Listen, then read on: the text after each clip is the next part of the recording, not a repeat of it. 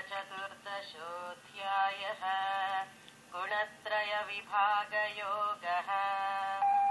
श्रीभगवानुवाच परं भूयः प्रवक्ष्यामि ज्ञानानां ज्ञानमुत्तमम् यज्ञात्वा मुनयः सर्वे परां सिद्धिमितो गताः।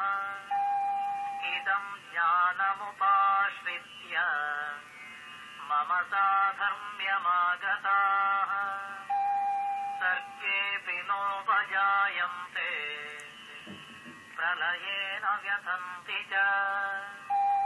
मम योनिर्महद्ब्रह्म तस्मिन् गर्भं दधाम्यहम् सम्भवः सर्वभूतानां ततो भवति भारत। सर्वयोनिषु कौन्तेय मूर्तयः सम्भवन्ति याः तासां ब्रह्म महद्योनिः अहं बीजप्रदः पिता।